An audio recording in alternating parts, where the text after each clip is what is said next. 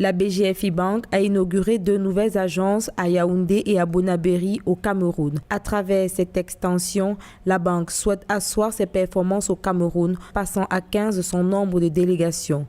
Ce déploiement s'inscrit dans le plan commercial du projet d'entreprise du groupe Dynamique 2025, dont la priorité est la satisfaction client. Pour rappel, l'institution bancaire basée au Gabon connaît un retard à combler pour atteindre son objectif dans ce marché qui compte 15 banques à ce jour.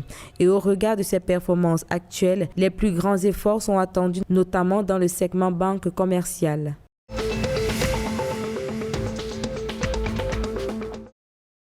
La ministre de la Culture et de la Promotion de la Diversité, Acha Dibrinsi, a annoncé ce 23 novembre l'organisation de la 3e édition du festival Dari. L'événement qui se tiendra du 25 décembre 2021 au 8 janvier 2022 a pour but de promouvoir le brassage culturel et artistique favorable au vivre ensemble et à la construction de l'identité tchadienne. Une édition qui rend hommage au défunt maréchal Idriss Déby qui a de son vivant manifesté un attachement profond à la culture.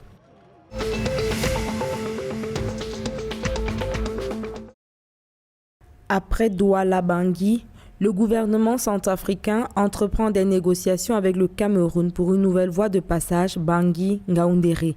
Le trafic commercial entre les deux États s'est affaibli avec la crise sécuritaire qui sévit. Fort de ce constat, le gouvernement centrafricain a entrepris des négociations avec la partie camerounaise.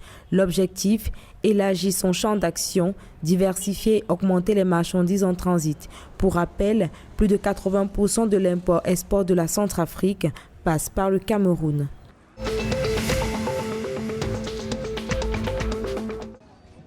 En République centrafricaine, le ministre de l'Élevage Hassan Bouba, arrêté le 19 novembre pour crimes de guerre et crimes contre l'humanité, a officiellement été inculpé par la Cour pénale spéciale.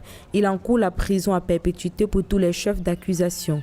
Pour rappel, en 2018, il aurait ordonné, selon l'ONG américaine des Sentry, l'attaque du camp des déplacés d'Alindao qui a fait plus de 112 morts, dont une vingtaine d'enfants. Mais plusieurs autres crimes pourraient lui être imputés.